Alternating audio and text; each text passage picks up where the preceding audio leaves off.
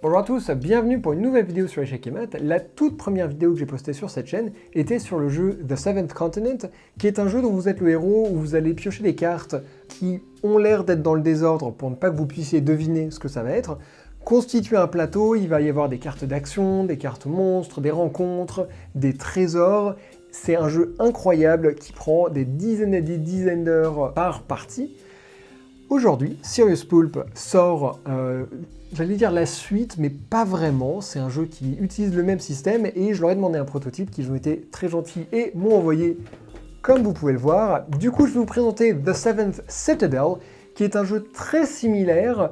Je vous encourage, si jamais vous ne connaissez pas le jeu, si vous n'avez pas vu la vidéo, à aller regarder d'abord ma vidéo de présentation de Seventh Continent, qui va vraiment vous expliquer comment fonctionne ce type de jeu. Mais je vous préviens, il y a beaucoup de subtilités et aujourd'hui, du coup, on va surtout parler de ces subtilités. C'est de nouveau sur Kickstarter, je vous mets le lien en description, c'est pas sponsor ou quoi que ce soit, mais moi, c'est un jeu que je trouve incroyable et ils sont en passe d'exploser tous les records là. Je crois qu'ils ont atteint le $1 million en 4h30 et je sais même pas à combien ils en sont maintenant, mais bref. Soutenez-les surtout parce que vous voulez le produit, parce qu'il est vraiment génial, plus que pour soutenir leur projet. Parce que le projet va se faire dans tous les cas, vous inquiétez pas pour ça. Alors The Seventh Citadel, c'est un jeu pour 1 à 4 joueurs, vous pouvez y jouer tout seul. La principale différence, c'est que en gros, on divise le nombre de points de vie par le nombre de joueurs, et quand on est plusieurs, on peut bloquer une de nos cartes à nous pour aider quelqu'un d'autre. Mais sinon, globalement, ça ne change pas grand-chose. Et c'est un jeu qui va vous prendre très très longtemps. Disons que le pack qui est disponible sur Kickstarter, c'est 2 scénarios, il me semble, d'une vingtaine d'heures chacun, mais chacun est divisé en plus petites aventures d'environ 2 heures. C'est un des plus gros changements par rapport à Seventh Continent. Je vais revenir dessus après, quand on parlera vraiment des différences en termes de méta. Pour l'heure, qu'est-ce que c'est déjà comme univers? C'est un univers médiéval, fantasy, post-apocalyptique, assez dérangeant. En fait, on incarne des jardiniers qui, globalement, travaillaient dans un camp de concentration pour récupérer des plantes, pour lutter contre des... Attendez, je vais vous montrer, c'est des créatures vraiment dégoûtantes. J'ai ces choses adorables, magnifiques, contre lesquelles on doit lutter, et du coup on récupère des plantes pour ça. Mais dans le scénario d'introduction, qui est du coup ce que j'ai eu moi pour le prototype et ce que vous aurez vous dans le jeu final, on s'enfuit. On arrive à se battre, à se barrer, et on va devoir se créer une vie à l'extérieur. Alors du coup, chaque aventure va avoir un livre comme ça, plus ou moins épais, là c'est juste l'introduction donc c'est assez court, avec un texte d'intro. Voilà, depuis 7 décennies, le protectorat Kell est en guerre contre un redoutable ennemi, les fouisseurs, les fameux vers dégueulasses. Blablabla. Je vais pas vous spoiler l'histoire pour le coup, parce que ça c'est quelque chose que vous aurez a priori. Depuis quand vivez-vous dans la citadelle, etc., etc. Et après vous arrivez sur cette page ici, où ça vous dit de récupérer, ça vous dit prenez un feuillet citadelle vierge, ça c'est ceci, on va y revenir. Partagez 30 points de vie équitablement, chaque joueur pioche 2 cartes, prenez une carte 14, et là c'est le début de l'aventure, donc on va pouvoir notamment faire ceci. Et là on arrive sur ce que les détenteurs de Seventh Continent vont reconnaître, c'est-à-dire toutes vos cartes qui sont rangées comme ceci. Alors là il y en a très très peu, parce qu'encore une fois c'est le prototype, c'est que pour le scénario d'introduction. En vrai, il y en a genre 700, quelque chose comme ça, et ça va venir, il y en a d'autres qui vont s'ajouter par la suite. Alors, j'ai ici d'abord tout ce qui va être compétences de base, donc là par exemple, voyons voir selon le personnage que je décide de prendre. Donc disons que j'ai envie de jouer tout seul, je vais d'abord me mettre mes 30 points de vie, voilà, alors sachant que j'ai un truc en carton, parce que c'est un prototype, le vrai on dirait un petit peu un cadenas, c'est sympa, et je vais jouer cas sec, donc je prends toutes les cartes avec une main bleue et un C, je prends la figurine de Kasek juste là, nickel. Et je vais du coup mélanger tout ça, hop, me mettre mon deck à côté et tirer mes 2 premières cartes que je peux laisser face visible. Bon, de toute façon, je suis tout seul, mais même si on était plusieurs, ça permet de s'entraider et tout. C'est vraiment purement de la coop, ce jeu. Et donc, je prends la carte 14. Donc là, il suffit que je regarde un petit peu, hop, je cherche et j'arrive sur la carte 14. Votre cellule ne fait guère plus de 15 pieds de côté, vos camarades se bousculent pour franchir le seuil avant que l'étage supérieur ne s'effondre sur le vôtre. De l'autre côté, la pièce s'ouvre directement sur le vide et le chaos du jardin qui se découpe en contrebas. Une échappatoire définitive pour ceux de vos compagnons de captivité qu'épuisement et désespoir ont poussé à en finir. On retourne la carte et voilà le début de notre aventure, la première tuile. Alors, hop, je vais poser mon personnage dessus. et j'ai plusieurs actions qui s'offrent à moi. Et c'est globalement comme ça que tout le jeu va se jouer. On va regarder, là par exemple, je vois que je peux soit visiblement me déplacer, donc là ça va sans doute révéler une carte ici, je peux observer là, ou je peux fouiller, sachant que si jamais vous avez besoin d'un aide-mémoire, ici on a toutes les actions, ce qui peut être utile parce que par exemple vous avez certains objets que vous allez avoir qui vont vous aider, mais que pour certaines actions. Si vous voulez vous battre par exemple, il faut qu'il y ait une épée sur votre objet, donc là typiquement celui-là c'est fouiller, c'est bien ce que je disais, c'est bien fouiller. Du coup, vous savez quoi, moi j'ai envie de commencer à fouiller. Donc j'ai besoin de prendre 0 plus cartes et j'ai besoin de 0 succès. Donc en gros, il faudrait que je tire des cartes. Je ne vais pas le faire parce que c'est ma vie là, j'ai envie de le maintenir le plus possible. Même si c'est différent de Seventh Continent. Seventh Continent, pour ceux qui se souviennent, on avait tous un deck commun et on piochait dedans, on piochait dedans, on piochait dedans. Et quand on n'avait plus rien dedans, on le retournait, on avait notre défausse, et si jamais à ce moment-là on révélait une malédiction, partie terminée. Là c'est différent, déjà parce que globalement si jamais vous perdez, c'est pas grave, juste vous faites jarter de l'aventure et il va falloir la recommencer, de ce que j'ai compris. La seule façon de réellement perdre, c'est à la toute fin de mourir, à la toute fin du scénario. Et pour ce qui est du fait de perdre dans une aventure, en fait, tout le monde a donc des points de vie. Les points de vie, on va pouvoir les perdre avec certaines actions. Genre si on affronte un monstre, ou si on tombe, ou quelque chose comme ça, on peut perdre 2 points de vie par-ci, 2 points de vie par-là. Et après, si jamais on a vidé notre deck d'action, on va devoir dépenser 5 points de vie, voire plus si on est blessé, des choses comme ça. Alors faites attention à ça, mais de base c'est 5 points de vie. Vous retirez vos 5 points de vie, hop, vous remélangez tout, et vous avez de nouveau votre deck d'action. Alors là ça paraît facile, vous dites, attends, 30 points de vie tranquille. Ouais, nous on a fait une partie, on était 4, on avait tous du coup genre 7 points de vie, 8 points de vie. Là du coup chacun a le droit de récupérer une fois, et il y en a même 2 qui ont commencé avec 7 points de vie. Il y en a une qui était blessée, du coup ça lui faisait tirer 2 cartes supplémentaires, donc on lui a dit mais toi en gros tu ne peux pas finir ton deck, parce que si tu dois piocher, tu meurs. Après ça peut être une stratégie, mais de mémoire c'est pas terrible. Il y a moyen de récupérer des points de vie, notamment en mangeant, des choses comme ça, mais encore faut-il réussir à trouver les cartes qui vont nous permettre de le faire. Bref, donc là j'ai pris le 10, donc je vous lis pas le texte, mais on révèle quelqu'un, donc les autres prisonniers ont fui sans demander leur reste, allez-vous transporter Eileen à l'abri du danger ou l'abandonner à son funeste sort.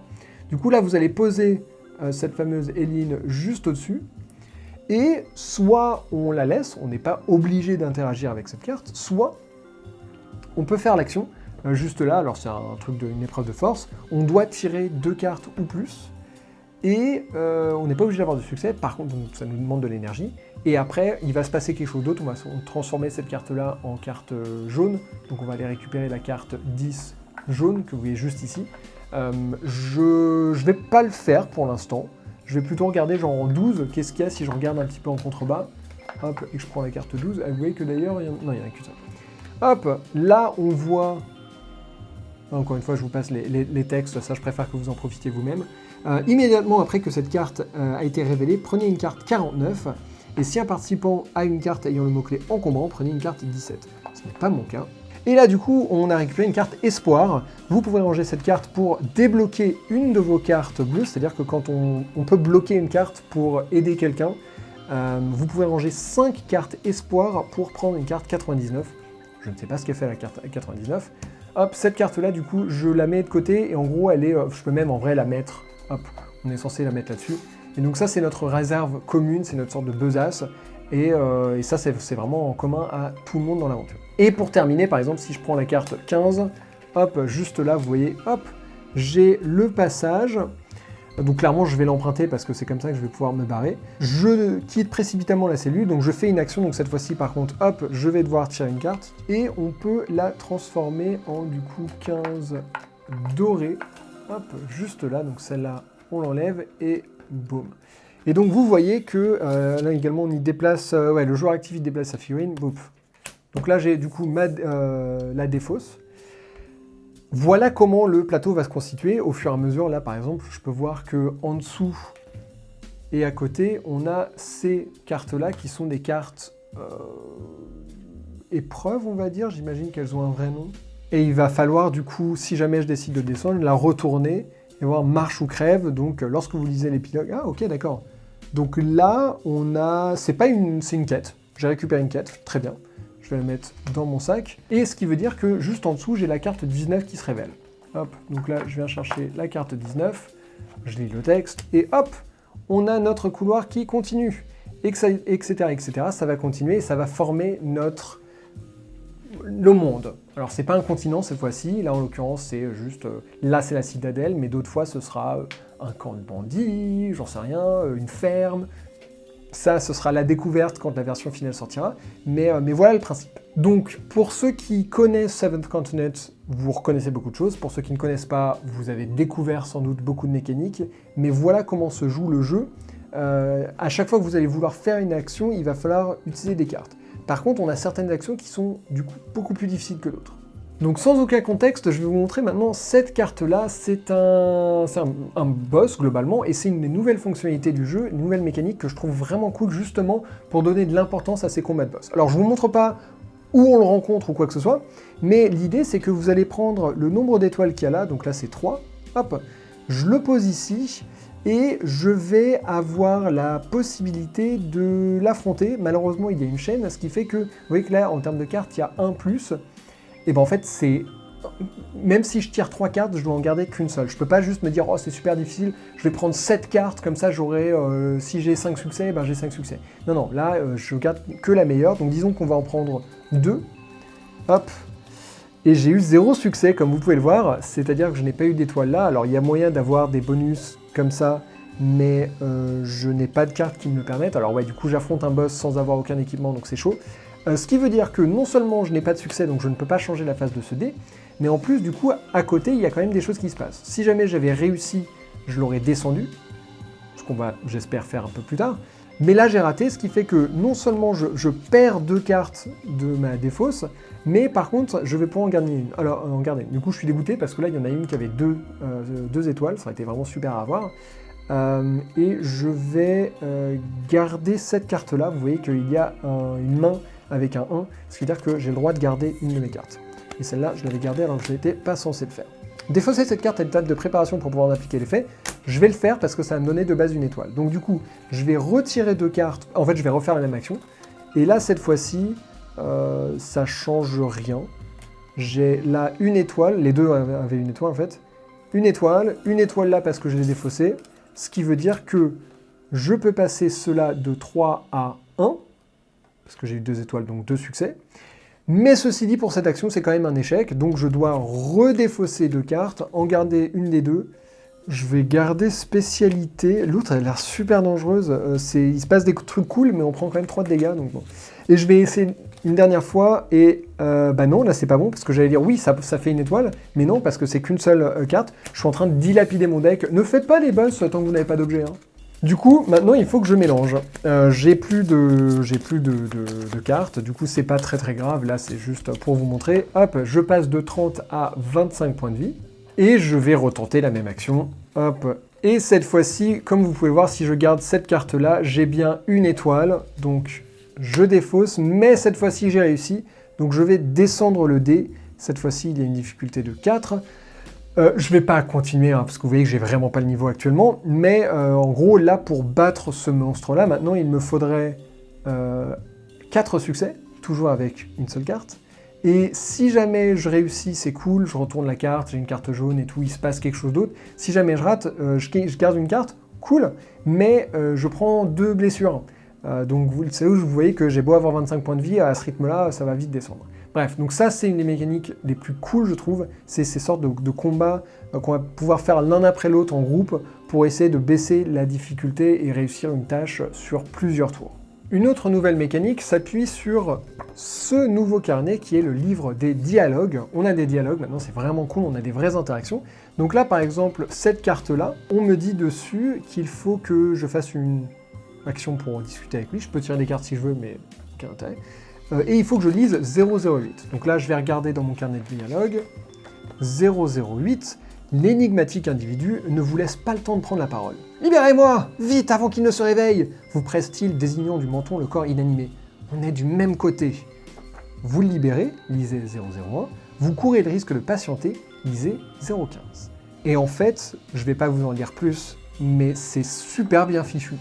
C'est vraiment, on retrouve ce côté livre dont vous êtes le héros, vous prenez des décisions, ou je sais pas moi, des jeux vidéo type BioWare, où vous avez les arbres de conversation, et vous avez des vrais dialogues très très cool. Là par exemple, des mecs, vous pouvez choisir de les raisonner, lire 3, les intimider, 007, les soudoyer, 014, et vous devez bannir une carte ayant le mot-clé provision pour choisir l'option les soudoyer. C'est trop cool, c'est excellent et ça marche vachement bien. Et comme pour les cartes qui sont dans le désordre, là c'est pareil, vous voyez que le mec, la première option c'était 008, les autres partent dans tous les sens, du coup vous pouvez jamais prévoir, ah attends ça c'est vers la fin de la conversation, c'est plus intéressant. Pas du tout, donc vraiment excellent. J'en dis pas plus là-dessus, mais sachez que c'est une addition excellente au jeu. Et du coup, on peut revenir sur la structure, je vous disais au début, qui était très différente de Seventh Continent, où Seventh Continent, on a une malédiction, et vous allez choisir du coup de l'affronter, ou d'en affronter plusieurs en même temps. Au début, vous les choisissez, vous mettez les cartes dans votre deck, et après, vous visitez le continent comme vous le feriez avec n'importe quelle autre malédiction. C'est juste que vous avez des objectifs différents, vous allez interagir différemment, vous avez des cartes spéciales qui vous permettent de déclencher des choses que d'autres choix de malédiction ne pourraient pas activer. Là, vous avez donc 2 scénarios qui viennent avec le jeu. Je suis sûr qu'il y en aura plus avec des extensions par la suite. Et vous allez devoir faire des petites missions, des petites aventures dans le cadre de ce scénario, globalement. Donc disons qu'un scénario, c'est une vingtaine d'heures, et peut-être que ça va être, il me semble que c'est genre 2 heures à peu près par mission. Et entre chaque mission, vous allez rentrer chez vous. C'est-à-dire que vous allez faire une base, globalement. Vous allez avoir votre communauté. Donc là, par exemple, à la fin du scénario d'introduction, on a, une fois que vous avez terminé le scénario, vous avez le droit de tourner cette page, et ça vous dit évidemment ce qui se passe en termes d'histoire, épilogue, défausser toutes les cartes du plateau, etc. État des lieux, après vous allez gagner différentes stats et tout, des choses comme ça, et en fait ça change un peu votre colonie, les gens qui vous entourent et tout, parce que là maintenant voilà, vous allez créer une communauté. Donc on a le nom de la menace, ce que je disais scénario c'est une menace, c'est pour ça que vous en avez 2 avec la boîte, c'est parce qu'il y a 2 menaces qui viennent avec la boîte. Moi je vous recommande quand même de mettre les trucs au crayon, parce que si vous avez envie de le rejouer, je vais pas trop crayonner sur mon truc. Et vous avez le nom de la communauté, vous pouvez dessiner un blason, vous allez avoir de la défense, production, savoir et influence, vous allez en gagner ou en perdre selon vos choix. Et il va même se passer des choses à certains moments. Par exemple, vous voyez qu'en savoir, pour l'instant j'ai réussi à monter à 2. Si j'arrive à monter à 12, j'aurai le dialogue 56. C'est pas ce que c'est le dialogue 56, mais c'est un peu l'intérêt. On le fait pas parce qu'on sait ce qui se passe, on le fait parce que ça a sans doute un intérêt et que il va se passer quelque chose. J'espère que c'est bien, mais c'est pas sûr. Également, tout ça, on va avoir des prérequis pour certaines actions, pour certaines actions, qui vont dire par exemple, vous devez avoir 10 en défense pour pouvoir faire ça. Ou alors, si vous le faites, après ils vont vous dire, est-ce que vous avez 10? Parce que sinon, il se passe ça. Donc voilà, vous avez ces 4 métriques-là déjà, pour commencer, et hop, si on ouvre l'intérieur, on a, tiens, dans l'ordre, ici, ce qu'ils appellent la destinée. Globalement, la destinée, vous allez... c'est un arbre de compétences que vous allez choisir par où vous voulez aller. Donc par exemple, on commence toujours au centre avec des réflexes, donc chaque joueur acquiert une carte compétence réflexe au hasard. Donc ça, c'est des cartes qui sont disponibles, hop, juste là. Donc il y a un deck de cartes réflexes, si elles sont disponibles. Et ça, par la suite, peut-être que vous allez adorer ces cartes-là, que vous allez les trouver très utiles, et ben vous pouvez en récupérer un peu partout, donc vous pouvez essayer de récupérer celle-là. Là, on a prenez une carte dont le numéro est inscrit sur une case inoccupée de la map monde. Ça, j'y reviens tout de suite à la map monde, mais vous pouvez prendre ça pour développer un petit peu votre map monde au fur et à mesure. Qu'est-ce qu'on a d'autre? On a un niveau de maîtrise qu'on peut augmenter. On peut ajouter le nombre indiqué. Là, par exemple, plus 2, on peut le rajouter en production si ça nous fait défaut. Voilà, ce genre de choses-là, c'est vraiment cool pour pouvoir développer notre communauté comme on l'entend. Vous pouvez également construire des bâtiments. Ça, si on le retourne, juste là, vous avez plein de bâtiments. Et peut-être que vous vous dites, je sais pas, par exemple, invariablement, à chaque fois que vous faites une aventure, vous revenez blessé et tout, ça vous pose problème. Peut-être que vous allez construire le dispensaire. Lorsque vous lisez l'épilogue, chaque joueur peut ranger sa carte, vous êtes blessé. Excellent, c'est-à-dire qu'à chaque fin d'aventure, hop, on vire ça. Il y en a d'autres où vous allez pouvoir récupérer, là, avec le forum, immédiatement 2 en érudit. Là, ça va être 2 en défense. Ici, vous allez choisir un truc. Enfin, voilà, c'est vraiment très customisable, ce qui veut dire en plus que il y a pas mal de rejouabilité, ce qui n'est pas forcément gagné avec ce genre de jeu où finalement il y a un peu, il y a vraiment une histoire. Ici, on a les quêtes secondaires. Ça c'est comme, vous savez, j'ai récupéré une quête juste là. Marche ou crève, ça c'est une quête secondaire, et donc je peux écrire titre marche ou crève, objectif, je sais pas, en cours, accompli, abandonné, donc voilà. C'est assez sympa de pouvoir le noter comme ça. Et la dernière chose, ça va être du coup la carte. Alors vous voyez qu'on commence avec on a cette carte là qui est vierge, mais on a une autre carte aussi. Une carte en plastique qui est pas mal, la qualité est pas hallucinante mais c'est pas mal. Et vous avez du coup cette carte là, qui est en gros, ça représente l'ancien monde avant que vous soyez enfermé globalement.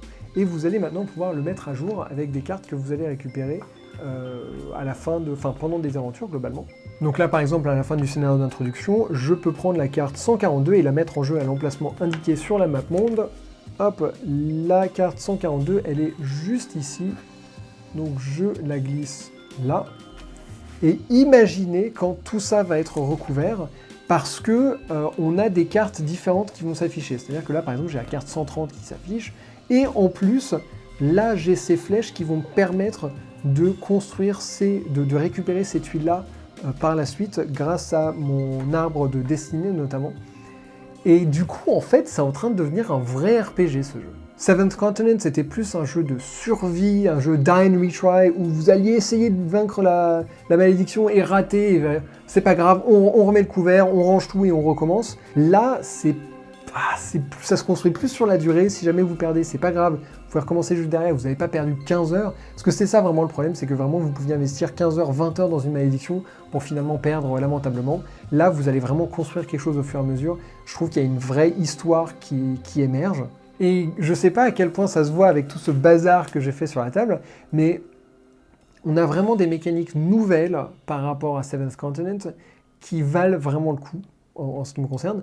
Moi, globalement, je m'attendais à recevoir quelque chose et à me dire, bon bah, cool, voilà, c'est les mêmes mécaniques, c'est un autre univers, c'est sympa, mais finalement, j'ai déjà tellement de contenu dans Seventh Continent que pourquoi acheter le nouveau? Et en fait, pas du tout. C'est pas du tout la même expérience. Ils se sont pas juste contentés de prendre le système qu'ils avaient déjà et de le retranscrire ailleurs, ce qui se fait beaucoup dans les jeux de plateau, mais aussi dans les livres, les jeux vidéo. Bah, quand il y a une recette qui marche, pourquoi la changer? Bah, là, ils l'ont changé.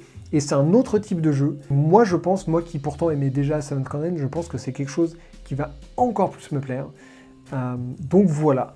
Une présentation un petit peu chaotique, je pense, parce que j'ai pas voulu vous montrer l'aventure complète. Donc du coup, je vous ai montré des petits morceaux ici et là, sans forcément raccorder les wagons, mais parce que je voulais vraiment vous montrer les mécaniques, sans vous révéler l'histoire ou quoi que ce soit, parce que...